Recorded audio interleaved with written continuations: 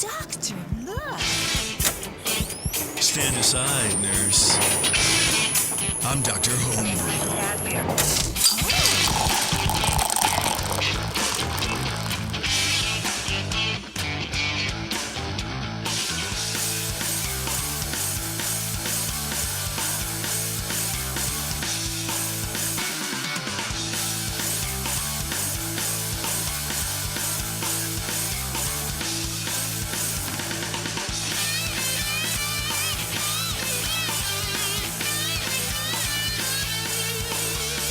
Hey everybody, it's Dr. Homebrew. We're back. We're talking homebrew, and life couldn't be any better if we tried. You know what I'm trying to say, everybody? Are we trying hard enough? I don't know, man. I don't know.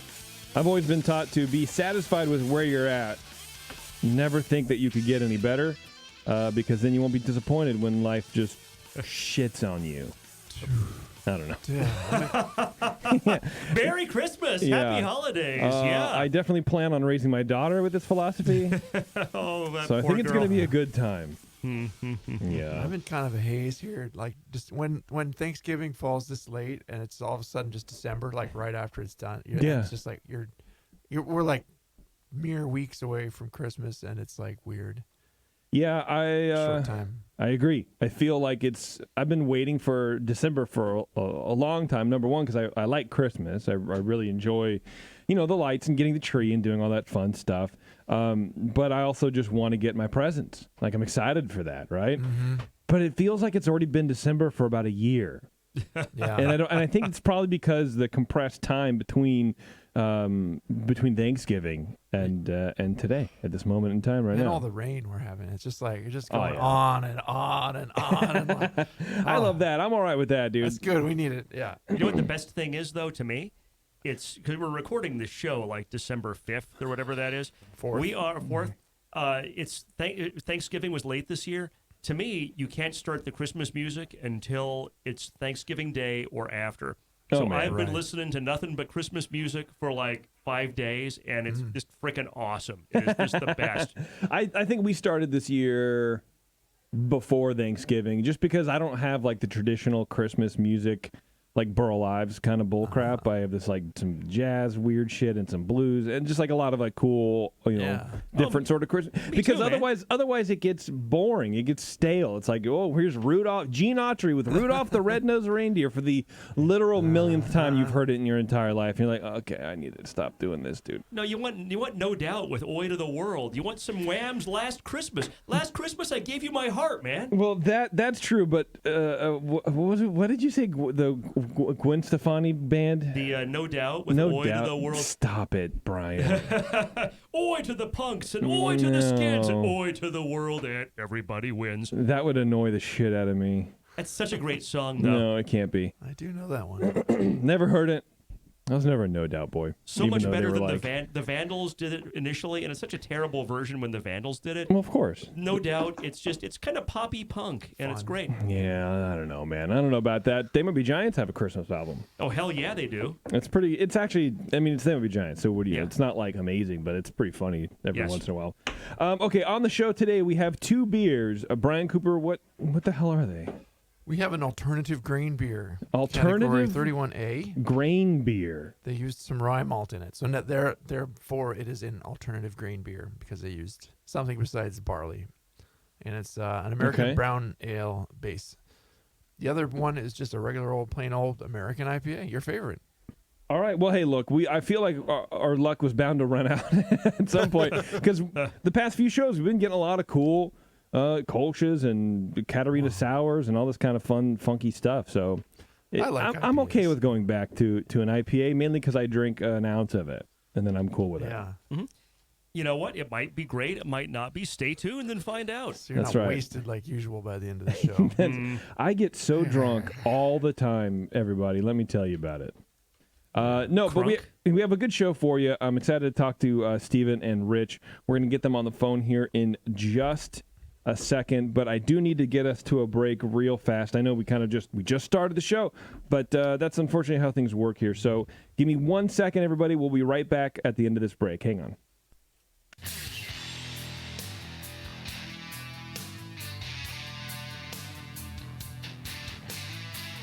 Now, back to the examination.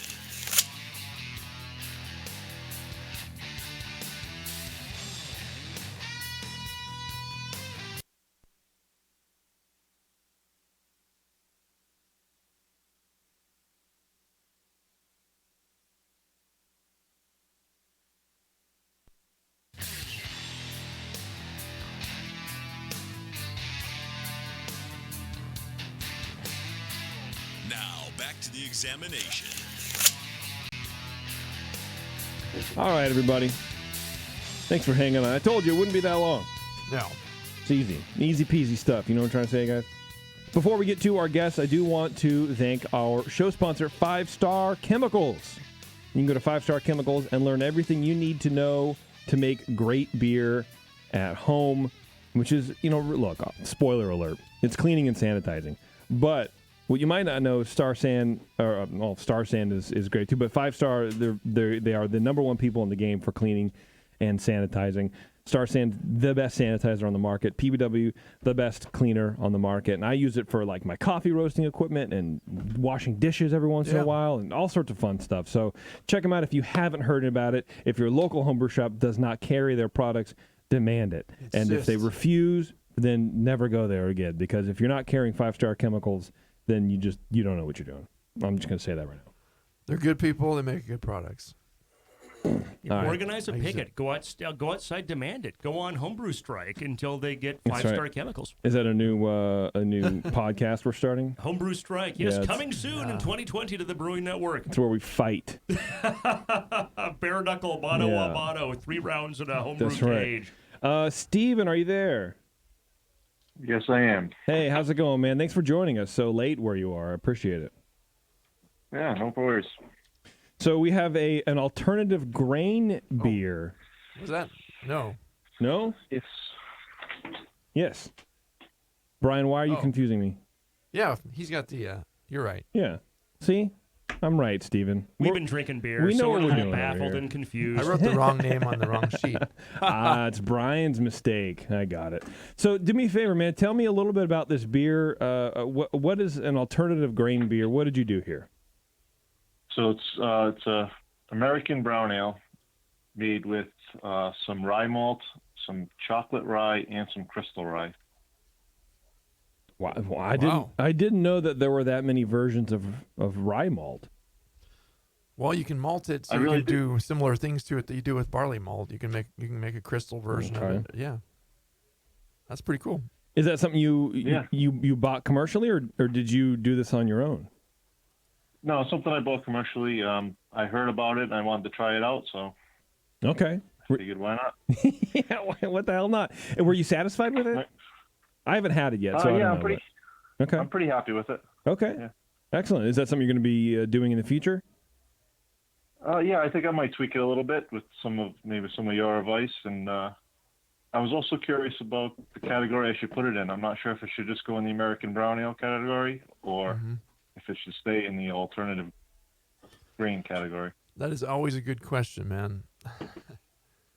We will answer that for you. Yeah, we'll give it a shot. We're going to crack open this fresh bottle here in just a second. This is just a dump, right? That's the same beer, but yours has been sitting there for a while. Yeah, for sure.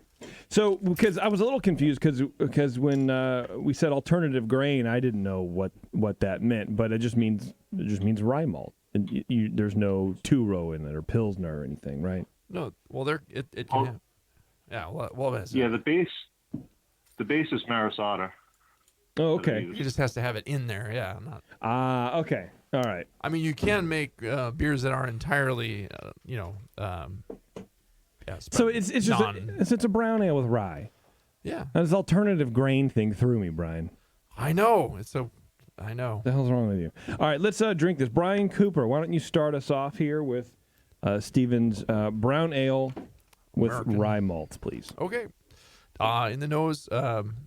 So we opened it. It had a slightly low fill on that last bottle I just opened. We poured the first bottle all the way out. And we noticed a little sediment coming out the neck and sticking to the sides there. I don't. It might be a bottle conditioned beer, or it might be a something that has some sediment of some sort in there that's sticking around in the bottle. But in the nose, I'm getting a chocolatey and a light biscuity malt aroma. Dominates the nose. A medium resiny citrusy hop below that, and some medium low fruity esters. I do get some kind of grainy malt notes indicating maybe the rye in there, but it's not a super spicy nose. And different people might pick up rye different ways. It's it's going to express itself a little differently and play off the other ingredients that are there. So the beer seems clean. I'm not getting any DMS or diacetyl or any acetaldehyde in the nose. Also, it's a bit there's a bit of nuttiness in there too in the malt. So it's a pretty complex nose, and that's nice. I like that a lot. Appearance-wise, it's moderately murky, honestly. Kind of an orangey medium brown colored beer with a very long-lasting, creamy and cream-colored head. Some light lacing, no legs. It doesn't seem like it's a super strong beer, but the head sticks around nicely. I really like that. Just had to knock it down a point for the murkiness. This could be clarified a little bit better, and then it might also change some things in the flavor, especially. But into the flavor, get a pleasant maltiness. Notes very similar to the aroma. Mostly chocolate, some biscuit. There's a little bit of light, kind of caramelly sweet sweetness in there too. There's a substantial resiny hop alongside that. The bitterness is medium. It's just restrained enough that it's not biting into the malt there too badly. It's a pretty good spot. Dry, grainy rye notes are apparent here, kind of medium low, but you can get that kind of chalky, grainy rye thing. I don't always get it as a spiciness, but I've made some rye beers before, and they do have this kind of character to them. We'll talk how much percentage you put in there later, but if you get up to 15-20%, sometimes you can get a substantial kind of spiciness in there, but it's not really spicy. It's just adding some richness, and I like that. Clean ale fermentation. It finishes medium dry. The balance is just slightly to the malt here, but substantially hoppy, and that's fine. It's a clean beer. Enjoy the flavor quite a bit. Mouthfeel wise, it's medium full bodied with fairly smooth mouthfeel. Although there does seem to be a little bit of astringency there. Nothing super biting to me, but it's just a little edge there. No obvious warmth. It is somewhat creamy and mouth filling, and the medium carbonation in there. But yeah, there's just a slight little bite in there that was like, oh, okay. There's a little something going on in the mouthfeel. But overall, I'd say it's a very, very well brewed American brown ale with good use of the rye malt. It's adding some complexity here, some graininess. Some might get it as a lightly spicy note, but just kind of that mouth filling and dry grainy note to me. So it does give a aid in the fullness of the mouthfeel. And it's to a point where it's not overpowering the base style here either. So I get it. And, to the question of, wow, should I declare it as an alternative grain beer? I think I would just judge this just fine as an American brown ale.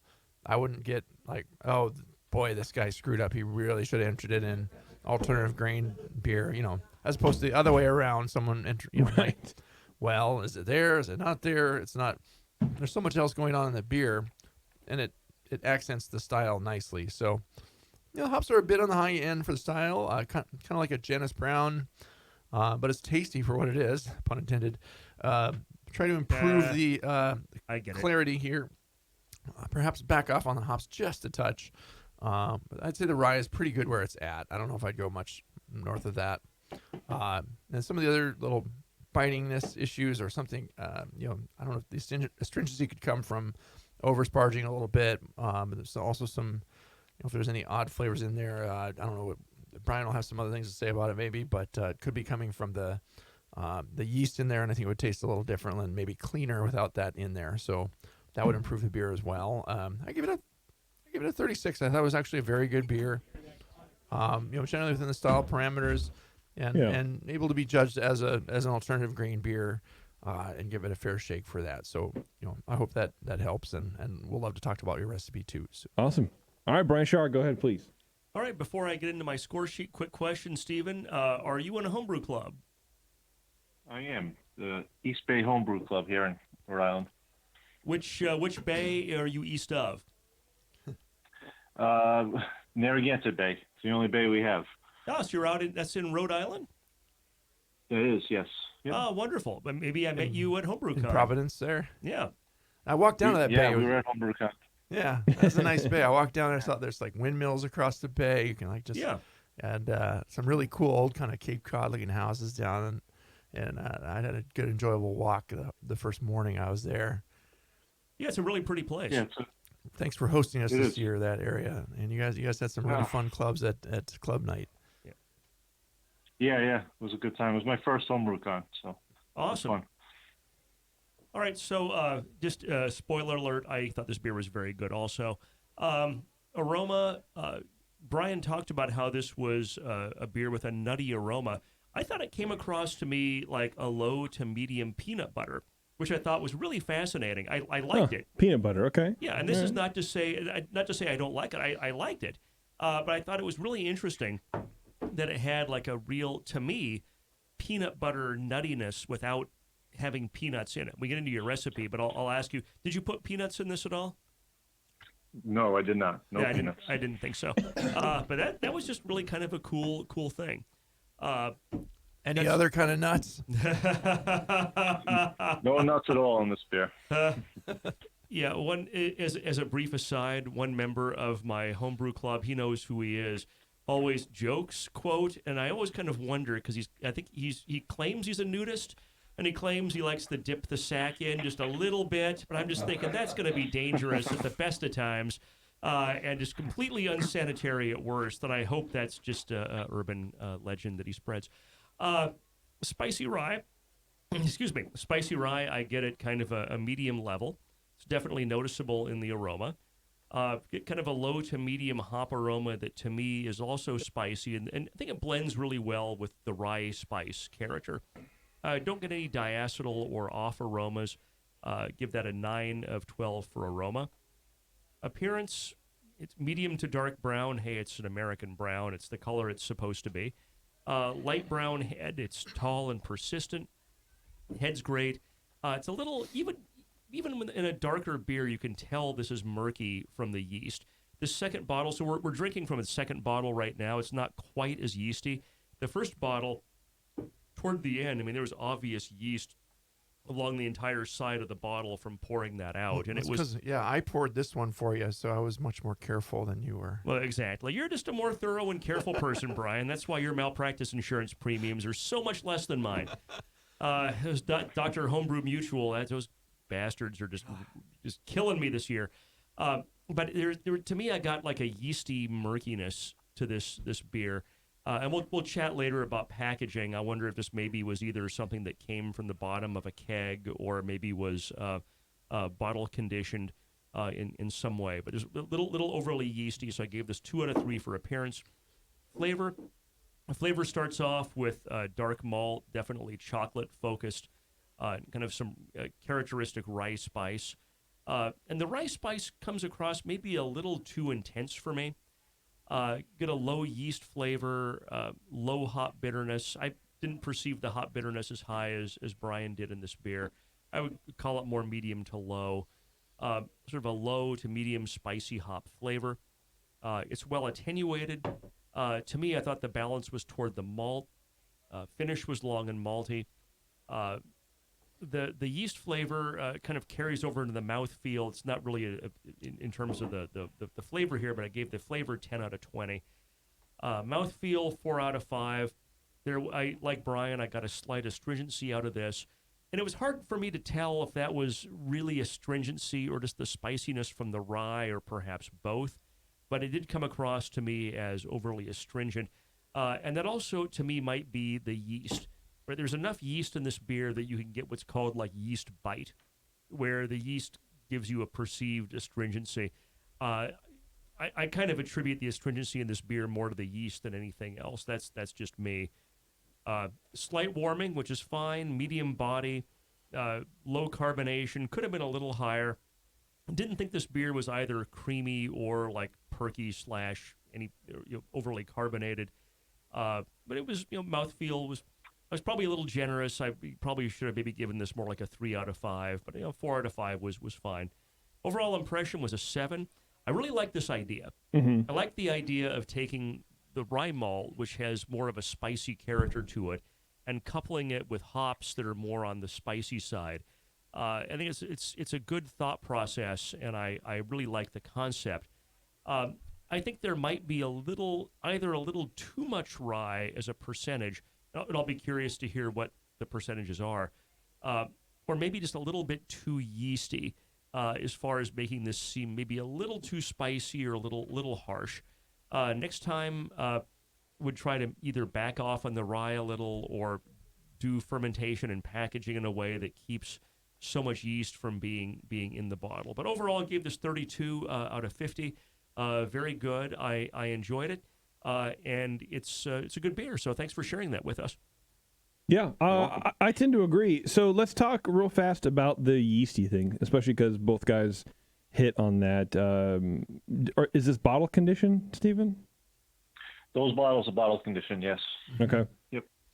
I bottled the 6-packs off before I put it in a keg, and I used the carbonation tabs to do that with. How long was your fermentation? 3 weeks roughly. Okay, so plenty of time for yeast to settle out. When you bottled these 6 to send, did you use like a siphon? No, I used a bottle filler off of. I have fermentation with the spigot on the bottom. Fermenter. Okay, so essentially, you probably pulled a lot of yeast off the bottom when you used that spigot then. Probably, yeah. Okay, so that would explain a lot. And packaging is always so difficult. It's always the bane of my home brewing. I hate it. It's not always a lot.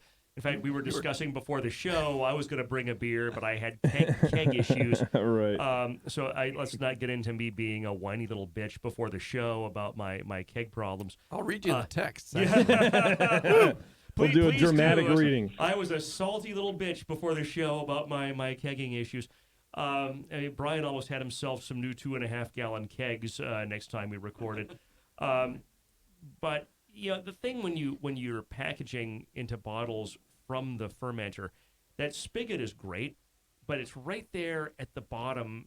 Depending, I'm not familiar. I don't know your exact setup, but a lot of times that's right there at the top of that layer of yeast, or even kind of in the middle of a layer of yeast. So if you fill from that spigot, you're really getting a lot more yeast into the bottle than ideally you would want. And as much as the siphon is a pain in the ass, and I hate it. I mean, I have the nice metal one. I have the old plastic one. They're both. The metal one is easier to sanitize. They can both be a hassle. And if you're trying to do individual bottles, you got to put a cookie sheet out. You're gonna have beer going places, but it sucks. But it's worth using the siphon to kind of hold it up, kind of midway up into that fermenter, so you're spaced apart from that yeast cake. So you're not pulling a bunch of yeast into your bottles. Right. So that to me explains why we had a lot of yeast character in this beer. Frankly, I think you probably would have scored, in my opinion, Brian, I'm curious what you have to say. I think you'd have scored 5-6 points higher in this beer if that had been how you'd packaged this. Yeah, balance-wise, it was really nice and otherwise very clean. So, yeah, that was one of the only gripes. What was your recipe with all those interesting malts? Yeah, so it's 10 pounds of Maris Otter, 2 pounds of rye malt, 10 ounces of chocolate rye, 8 ounces of crystal rye, and then 8 ounces of brown malt. Is the malt bill. Nice. Yeah, I made a Janet's Brown with chocolate rye malt instead of the chocolate malt, and it tasted very similar to this. I really liked it. And what hops did you use? I like the resiny hop you got in there. Yeah, so a third of an ounce of Hercules at 60 minutes. Hercules? Fascinating. Hercules, yes. And then 1 ounce of Centennial at 15 minutes and 1 ounce of Centennial at 5 minutes was the hop bill. Good. good. Yeah, kind of classic American hop.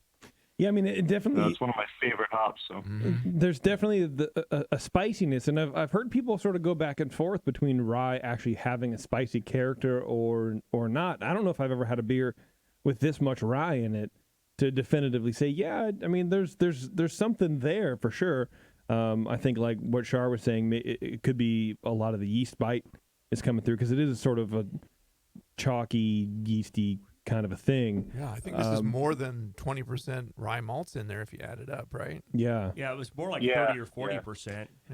I think the balance is great. I think the recipe is a good recipe for just throwing it together just to try it out. I mean, I think you have the ratios pretty good, to be honest. Rye is a huskless malt with a lot of beta glucan content in it. Did you have any trouble sparging? Did you use rice hulls or something to counteract that? no, so I actually did this one brew in a bag. Oh, so cool. I didn't have any Okay. issues. No issues. Excellent. Nice. Yank it out. Done. You know, I'm going to say, Yep. I'm going to express what might be kind of an unpopular opinion. I can taste the brown malt. Brown malt is, I don't like it. It's a personal preference. I think that brown malt really is almost overpowering. And even in that big grain bill, I get like now that he's said it, I'm like, wow, okay, there's a little bit of background unpleasantness I didn't like that I would almost attribute to that brown malt. I wonder if it's amplified with the yeast. It could be. Yeah. It could be. Because if you have too much brown malt, it can almost be acidic or sharp. Yeah, you get like a tire rubber soy sauce, almost like a autolyzed yeast from brown malt, and that's just me. That's my palate. Take that for what it's worth, which is just one guy's opinion. So then I'm saying if there's yeast in suspension and you have that flavor, it's going to be compounded, right? Yeah, I think so, and I think you just got to be really careful with brown malt. I would even consider backing that off maybe to 4 ounces. You know, it's really strong. That flavor, it's like Special B. A little bit of that malt goes a long, long, long way. Sure. There's plenty of malt complexity here. I liked it myself. So Yeah.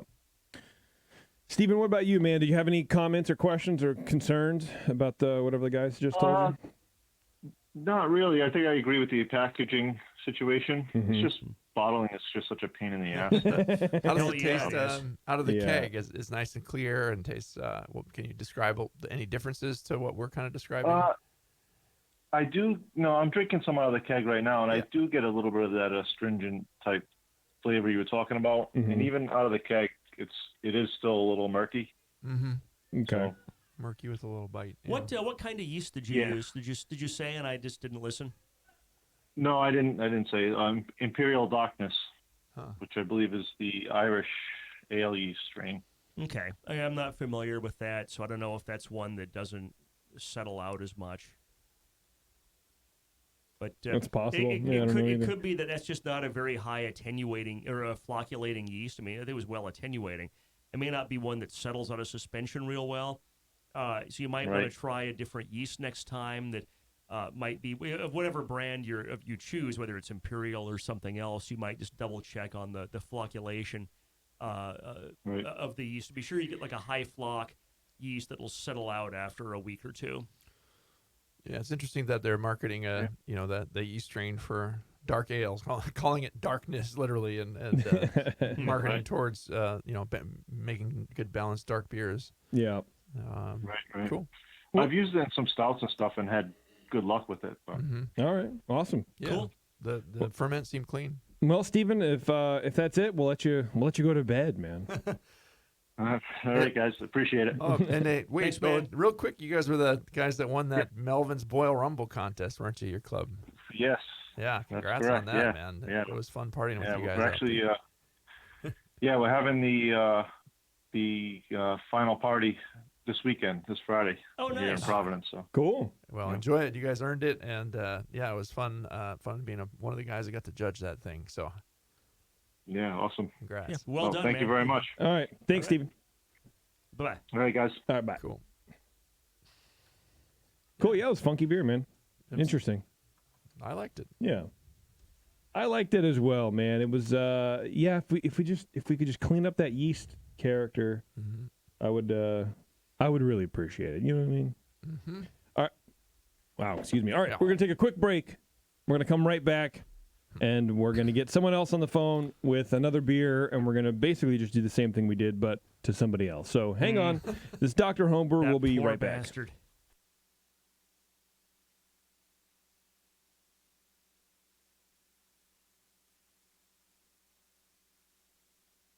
Labs Customer Club.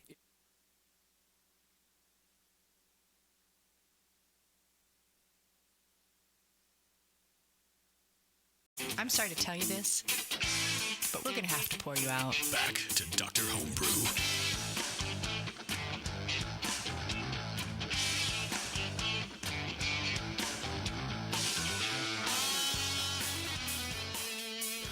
All right. Thanks for hanging out, everybody. I got to get old Richard on the phone here. Am I even looking at the right guy? There he is. He's on our coast, so he'll be bright-eyed and bushy-tailed. Oh yeah, there he is, right there. Good, he better be, dude. I don't want any of this tired bullshit, dude. You can't be tired when you come on my show. You know what I'm trying to say? There's no sleep. There's no tiredness. I'm the only one who's tired on this show. Nobody else gets to be tired. No one else. Uh-uh. And we've had Rich on before, a couple months true. or so ago, I think. Rich, are you there? Hello, this is Rich. Hey, Hello. what's going on, again. Rich? Hey, not too much. Hanging out, waiting for you guys. Yeah. Well, hey, Yeah. man, that happens. You know what I mean? He decided to Seeing how what the verdict is.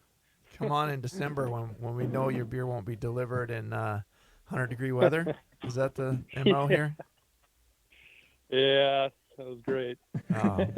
So, Rich, you sent us in an IPA. Yes. All right. Is this? I'm just gonna take a wild guess that this is not your first IPA you've ever brewed. It is not. Is this a recipe that you do often, and you want some feedback, or are you just trying something new, or what's Yeah, no, what's about this is I've brewed this a few times, and never really had high caliber feedback other than friends sitting around drinking and saying this is a pretty good IPA. Yeah. So. Right. Well, you're not going to get high caliber feedback here either. Might so. give you some 40 caliber feedback. That's right. Ouch. All right. Yeah. That's a little aggressive, Some Brian. 22 Jeez. caliber feedback. Yeah, not that's nothing not high quite caliber. as bad. That'll yeah. just piss him off. No. Right. Yeah. Okay. Well, we are more than happy to drink your IPA. Thanks a lot for sending us beer. Couldn't do the show Yeah. without you, man. But Brian Shar. Bubba Brian Shar. All right. So first off, let me ask you the question I always ask. Are you in a homebrew club? I am not. I'm a lone wolf. You are a lone wolf, probably on a watch list somewhere. All right, that's good to know. So probably we are now too. Aroma, citrus hop aroma is very strong and very pleasant. Got low malt aroma, kind of to me, kind of a base malt 2-row type of character. Citrus is on the orange side of the citrus spectrum. Some grassiness, but in a pleasant way that's kind of indicative of dry hopping. No diacetyl or off aromas.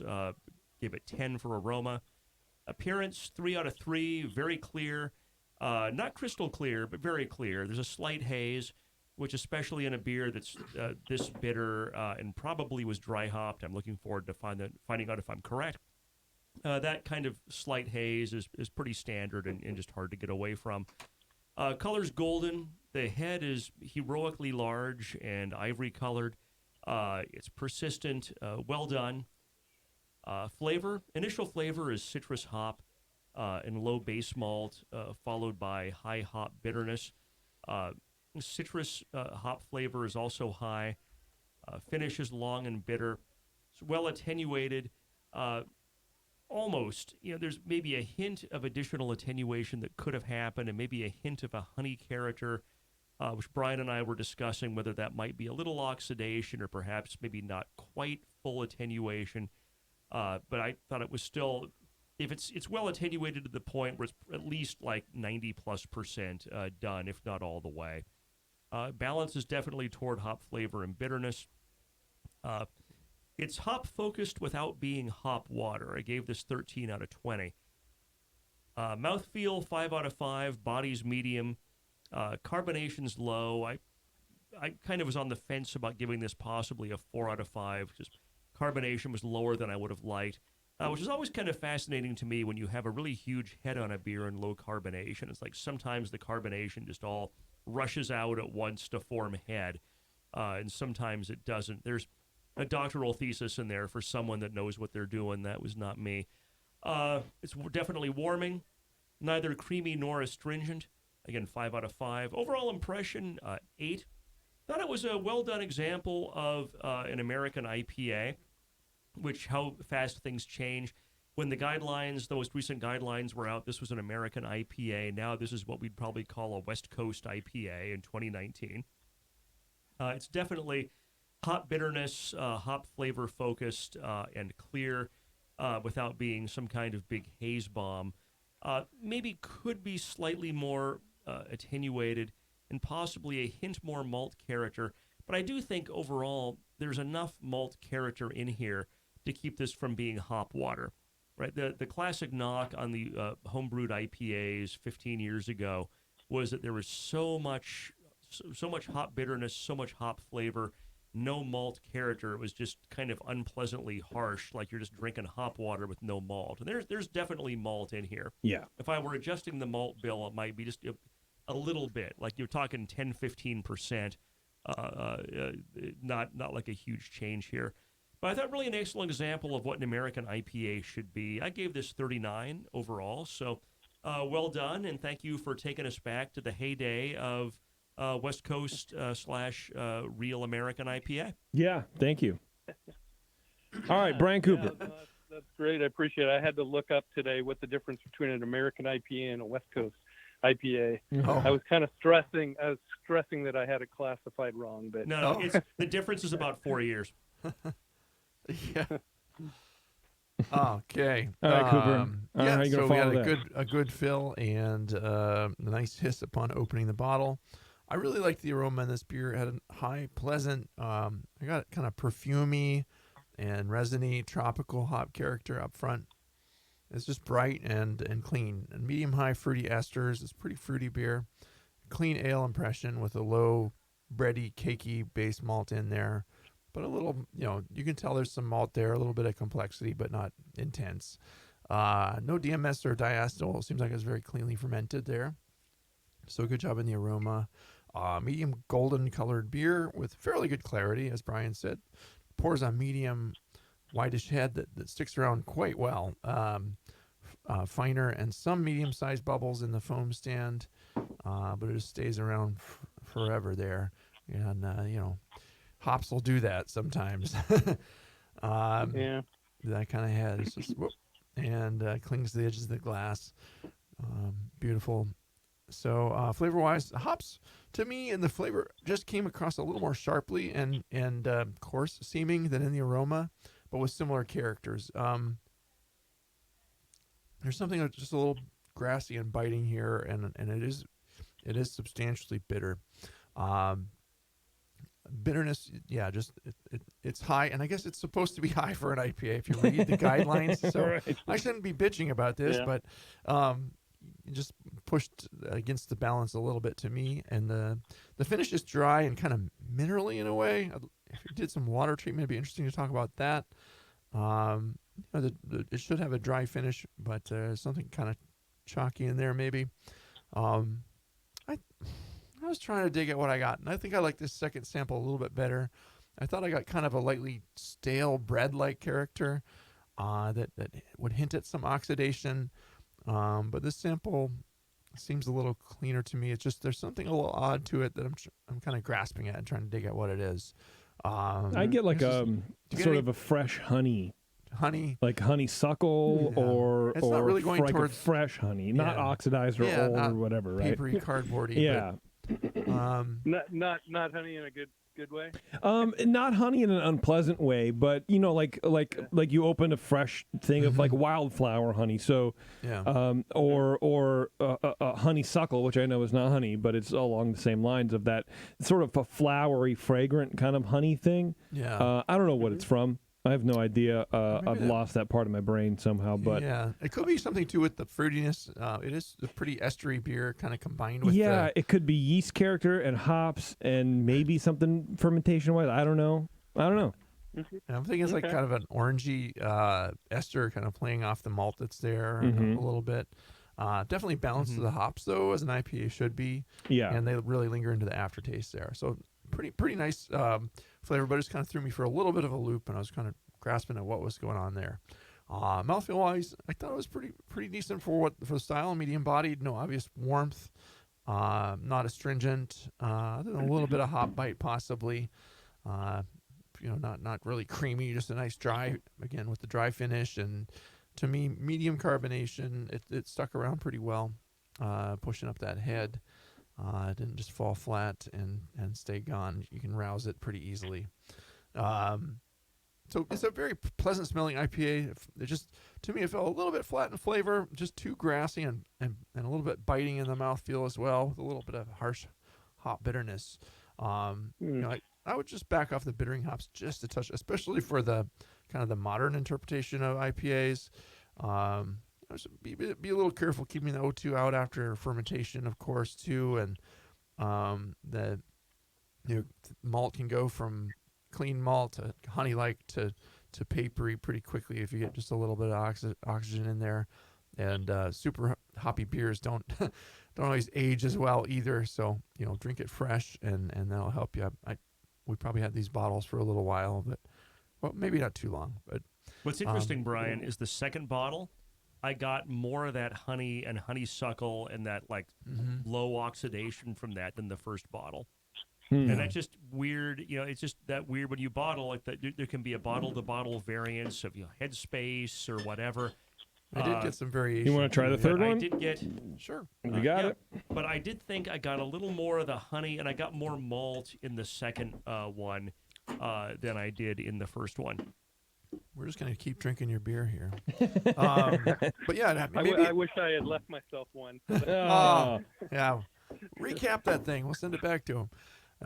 No, but maybe I'm just not used to the, as much to the classic IPAs anymore. I drank a lot of them in the 90s, I'll say, but in the 2000s. Yeah, I tried to moderate that because the original recipe was for my own taste a little bit over the top, and so I kept the amount of bittering hop the same, and it was Columbus, but I went with 30 minutes as opposed to 60. Yeah.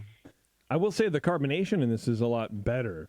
Like when you taste it, there's actually like a firm carbonation to this bottle, to the third bottle. Yeah, the third bottle is more to me like the first bottle. I don't get as much honey as the second bottle.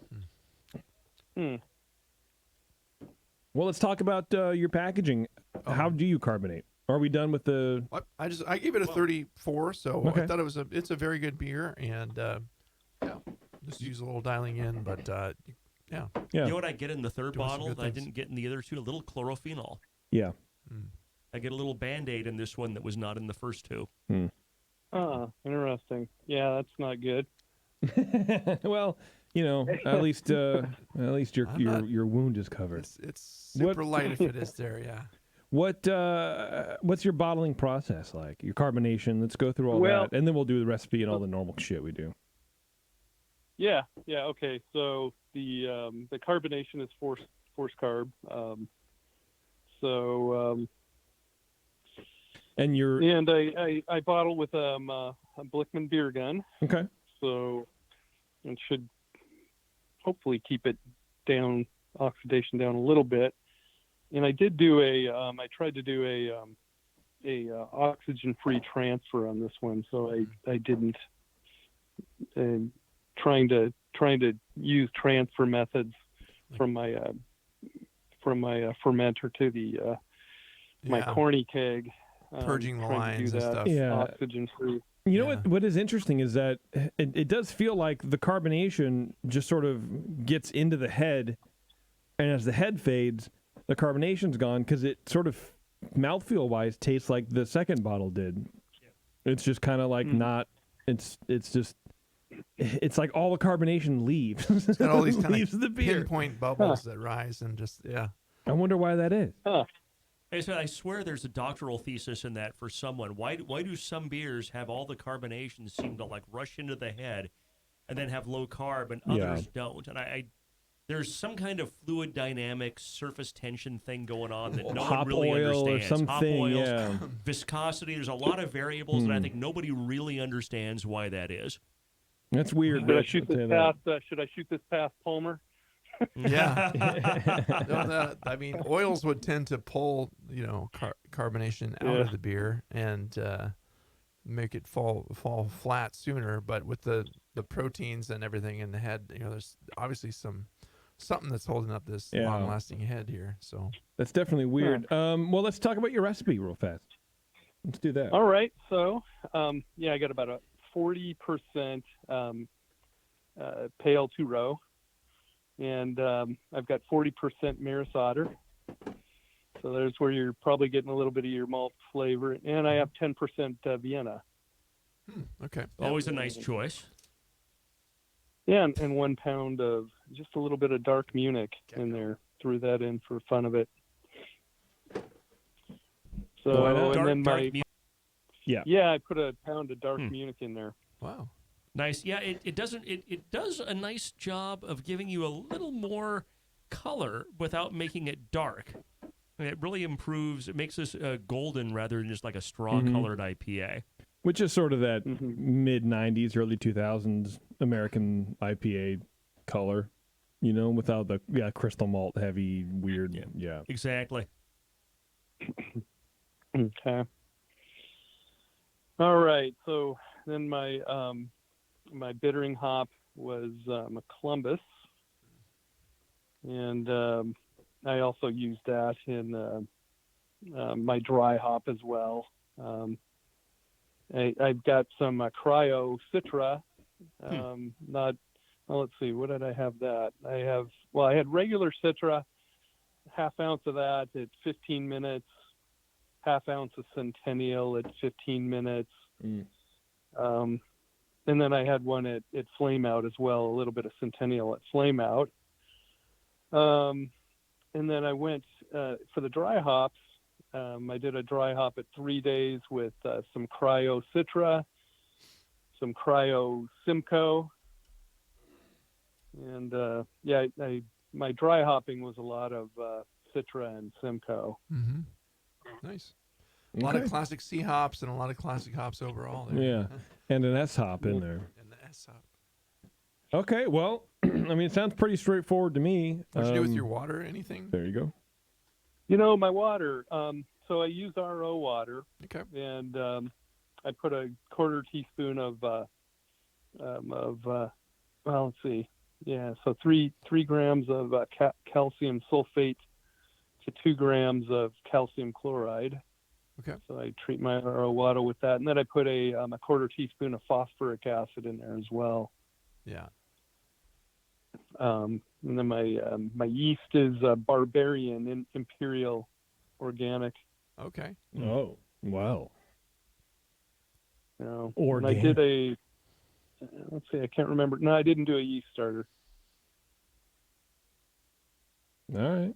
Sure. Well, all right. Well, that doesn't seem to have hurt. I mean, Yeah, I'm always a fan of doing a yeast starter, even with the larger pitches and the newer yeast companies. But that's kind of the thing with Imperial, right? You're supposed to be able to get this canned, like a 12-ounce can of yeast, and just dump the whole thing into your wort, right? Yeah, it's like 200 billion cells in one of those little packets they have now. And, Yeah. But I usually do a yeast starter too, and I got in a hurry. And so it sounds like maybe that may have had something to do with what you referred to as under attenuation. Maybe. Well, that's the thing, is it was such. I thought in general, if it wasn't well attenuated, it was really close. And kind of what Brian and I were discussing is it fully attenuated and maybe a little oxidized to give kind of that little honey flavor? Or is it maybe just almost like 97, 95% attenuated? There's a little bit of residual sugar. And I'm starting to fall on the spectrum of this just not, this being fully attenuated but a little oxidized. Yeah. Okay. But no, I think that ordinarily I would say do the starter, and I still would. But in this case, it doesn't seem to have hurt you. Yeah, Okay. it'll always help though. Now, so the honey flavor, because that seemed prominent in all of your assessments. Yeah. Now, I did use a half a pound of melanoidin malt. Would that have added any of that character? I didn't hear don't that in know. your recipe, Rich. You just snuck that one in. I didn't hear that in your recipe. No, I omitted that. You omitted it. Yeah, I Weird. had a half a. You were too half a pound embarrassed of to melanoidin say. You malt as well. liar, Rich the liar on the phone with us, everybody. I Now- missed that little detail. It was a lie. It's a based on cheap omission. malt. That's why. Yeah, let's right. let's give Rich a safe space to come out and That's talk true. about his melanoidin malt. Not everyone feels safe discussing I this. swear that's it. That's Yes. the only thing I Yeah. admitted. I don't know. Would that is that a thing? I mean, half a pound? You said. I would get more like Bach like kind of characteristics from if you used a lot of that, than like honey or anything like. Really, Yeah, I agree with Brian. That's I'm not really getting a lot of flavor contribution from that. Maillard products, Yeah. not honey. Yeah. Bread crust Like or complexity something. a little and- bit, but Yeah. no, or German. I don't style. think Yeah. it helped you or hurt you. I don't think it's really noticeable. You could leave it out. Yeah. Okay. Yeah. I mean, leave it out next time. See what happens. Yeah. That's Yeah, the only way to probably. figure it out. Yeah. Sometimes the simpler recipe is the better one. Yep. Yeah.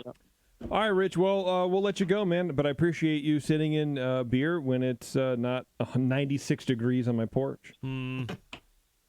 Yeah. No, I am curious if you guys had another taste of the Vienna malt. I know you're not going to review that on the air, but for the Vienna lager. I don't think we had any more left. I might somewhere. I don't know.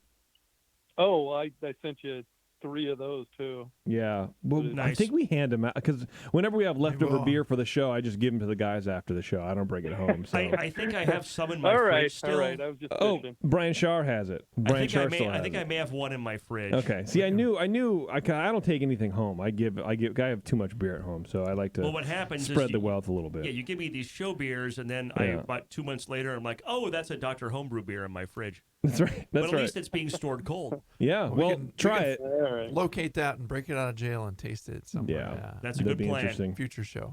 All Yeah. right. Tell me if it's amazing. Okay. Thanks for sending it. All right, Rich. Thanks, man. I appreciate it. Again. Okay. Thanks, guys. All right, dude. I appreciate We'll it. talk to you. Have a good Bye. night. Bye. Cool. Okay. Yeah, not too shabby, huh? Not too shabby. Well done. I thought it was excellent. Some both And it was- two hey, very good beers altogether on this show. Yeah.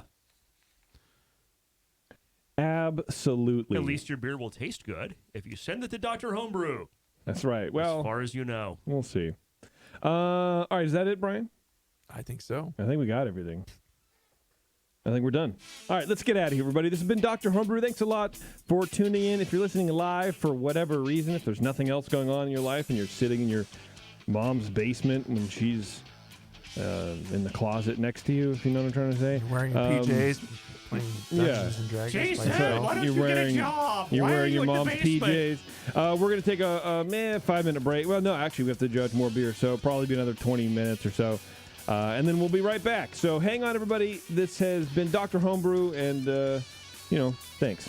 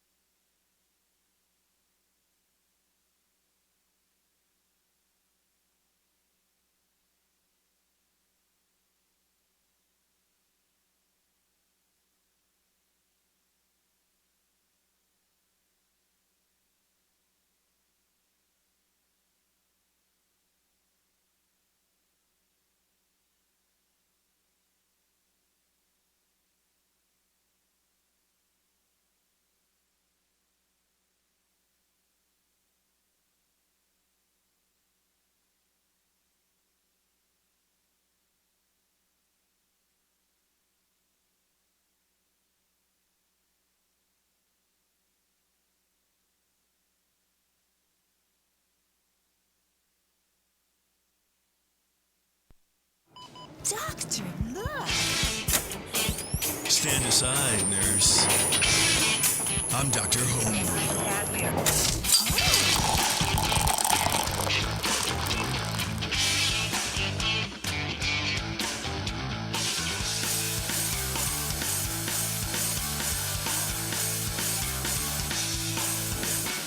Hey, it's Dr. Homebrew. Thanks a lot, everybody, for sticking around for another great episode of Homebrewed Beer. We got it for you. Woo! Is there anything better than listening to guys drinking beer? And I can't think of one thing that would be better than this show right now. Nor can I. And that is because of our sponsor, 5 Star Chemicals. They make it possible. They make this show possible. Honestly, if they didn't want this show to happen, it wouldn't happen. So thank you very much to 5 Star Chemicals. You can go to 5starchemicals.com to learn about everything you can do to make great beer at home, which is cleaning and sanitizing. This is the spoiler alert that we talk about all the time, but 5 Star make the best chemicals to do that with. So check them out, 5starchemicals.com. If you see them around at any events, which they do a ton of, thank them, please, for us. Thank you. Those carboys clean and sanitized. Yep. Don't mess with 1-star chemicals, No, 2-star no, chemicals. no. That's just nonsense. Don't do any of that. Yeah. We have a weird show for you today, guys, but I'm pretty excited about it, mainly because those of you longtime listeners, thanks, Bev. Thank you very much for doing your job. I really appreciate it. Do you want to lie down for a second? You want to rest? Yeah. She wants a participation award. As producer of... What are you, then? You're just a lady who pushes a button? I'm a camera switcher. You're a camera switcher. Yeah, but Keep it on Brian. you're something that starts with a C and an S. What? Camera switcher? It was a... Never mind. This isn't some kind of weird sour hour thing like where we're pretending Beverly's here. She's actually here. She's right here right No. She's now. a cartoon No, I'm sideshow. actually What? here. Yeah, you're actually here. I don't know why. I'm here. Either. Because you're a C word, S word. You're a camera switcher. You're lucky you added that S. Anyway, we have some homebrew from Dr. Homebrew Brian. I had some stuff in my fridge, and we had somebody get sick.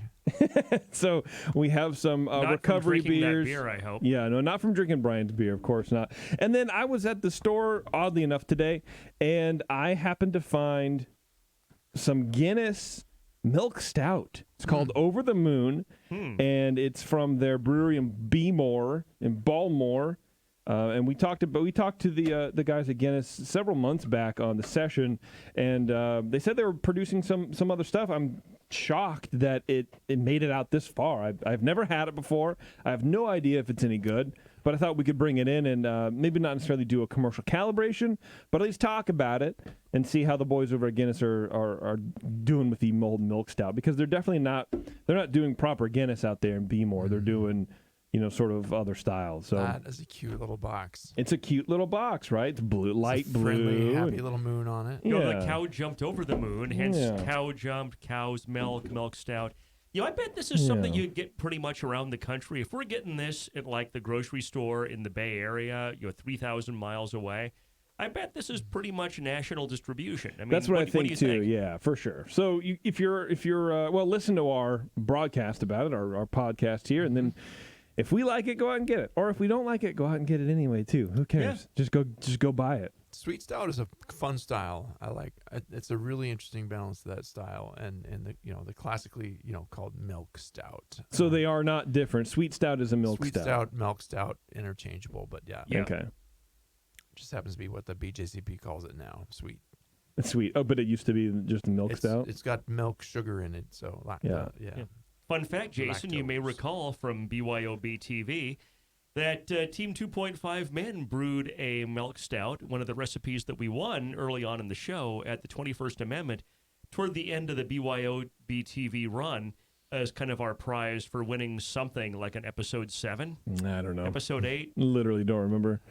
Yeah. It's haze to me as well. I watched that whole series. It's been like 8 or 9 years ago. I remember it because I got to brew with Zambo and other teammates there at the little SF 21st Amendment pub. And it was a lot of fun. 563 2nd Street. Like, hey, Yes. my friends are on Interwebs TV. Cool. Local access. I have that show somewhere on DVD. When are you going to reboot? Let's do a me too. reboot. I would love to. We'll help You you know out. what we need is an actual producer I mean, because we made no money on that show. That money had no budget and not bad. Wasn't a shot at Bev. It was like for the TV producer. Well, only Justin cares about that. We'll just promise him we'll make $1 million, break even, and we'll just have some fun. We made a fun, it was a good time, entertaining though. show for like $12. Yeah, something like that, man. Every time we wanted to do something, like we'd come up with a game. Like I would come up with games, and Jay'd be like, "Okay, we can't do that." I'm like, "Okay, well, how about this? Yeah, let me run it, but no, we can't do that." The censors say no. Yeah, it was very hard coming up with games, but I think pull your penis out on TV. Just sorry, not on Coffee 20. I'm trying to remember like of the different stuff. Like I know for that cooking challenge, I really wanted Rocky Mountain oysters, but we couldn't find them anywhere in the Bay Area. And then the ones we had to ship in, and we couldn't afford to pay for it. And it's like to me, that's funnier. That would have been. That would have been hilarious, but I even forget ingredient. what the ingredients were now for the cooking competition. Like I remember some, but we had to go to Safeway and get something. But we brewed in the finest parking lots of the finest breweries and homebrew stores of the Bay Area. It's true, and that was very evident.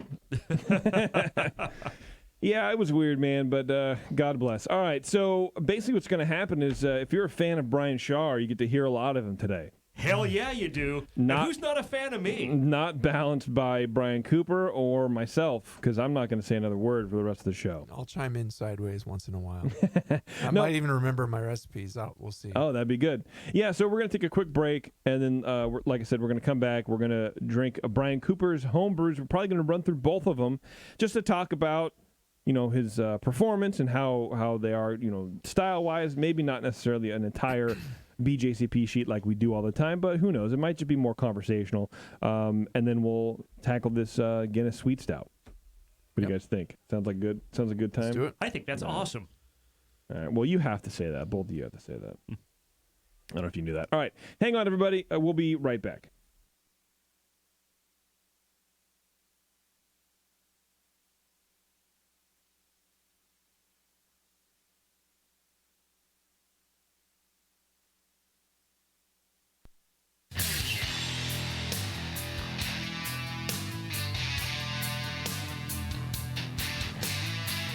Now, back to the examination.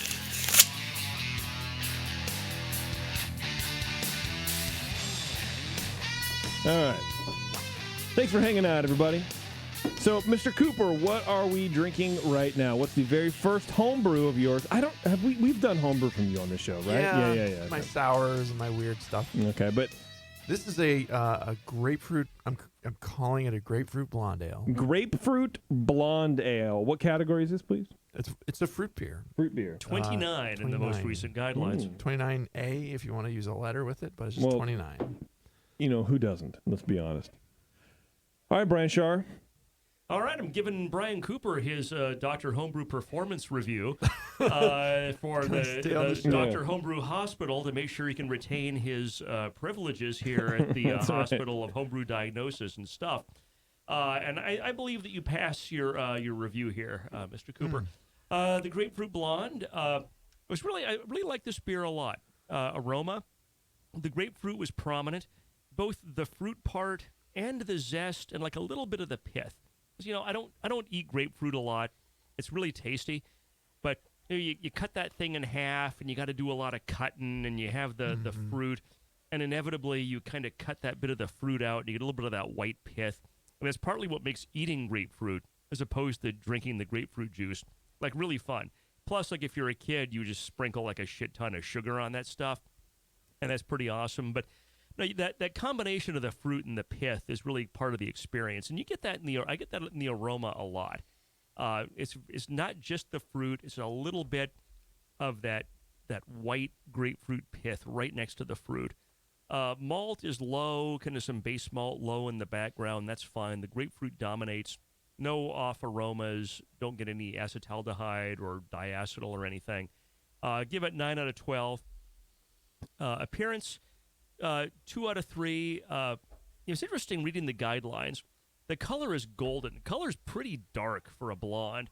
And I'm thinking, all right, I'm going to have to give Brian a 1 out of 3 for appearance because that color is too dark.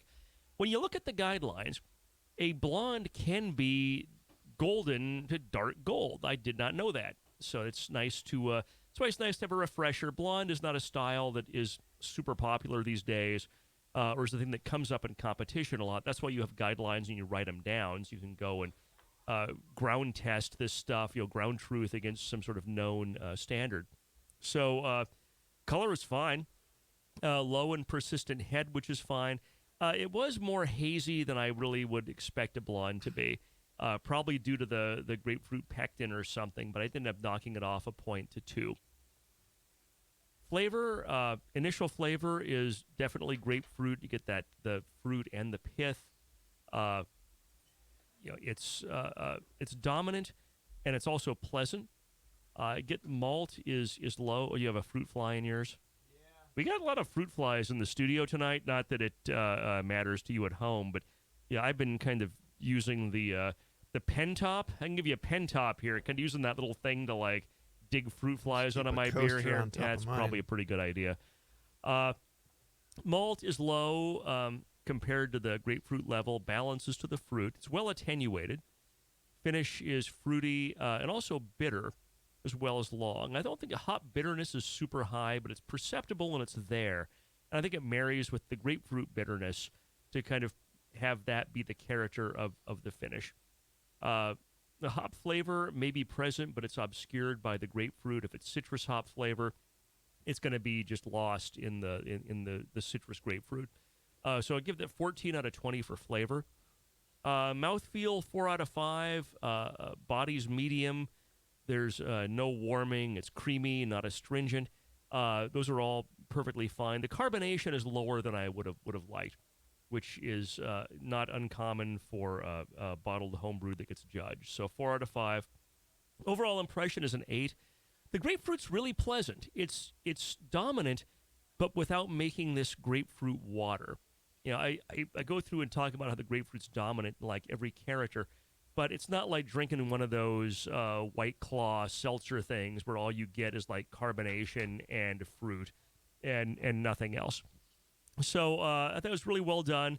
The fruit character is really fresh.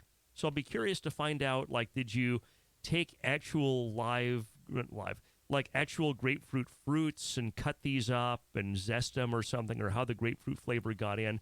Overall, gave this 37 out of 50. Thought it was really well done. Definitely falls in the very good to excellent boundary. And I liked it a lot, and I'm going to have a little more in this glass while you tell us about how you made this beer. Okay, well, this was a Pico batch, and I did in the malts. It had a raw 2-row. So this is a 3-gallon batch. 5 pounds of raw 2-row, 1.5 pounds of German Vienna, a half a pound of cane sugar, and a 1/4 pound of American Crystal 40. Why the cane sugar, out of curiosity? Well, this was intended to be an IPA, so. Okay. So you wanted to dry it out a little bit. Yeah. It was based on a session IPA I made on my Pico brew, and I just upped everything a little bit on that, and I added a little crystal because I was using Vienna, but sometimes I like a little bit of that classic kind of crystal flavor in there, but I went really light with it just to blend in with some of the other flavors. The hops used in it were basically all Whirlpool hops, an ounce of Mosaic, an ounce of Citra, and I have to go to my Dropbox to see the rest. And now that you say Mosaic, I kind of picked that out now. Yeah, it's definitely taste the Mosaic now that you say that's Mosaic, there. Citra and Idaho 7, and I use the Citra Cryo hops. So 1 ounce. Yeah, the Idaho 7. It's interesting how close how complementary the Mosaic and the Idaho 7 are to the grapefruit pith. I think that's partly what I was perceiving as the pith. Yeah, when you're talking about the pith, I'm like, oh, he's getting that hoppiness.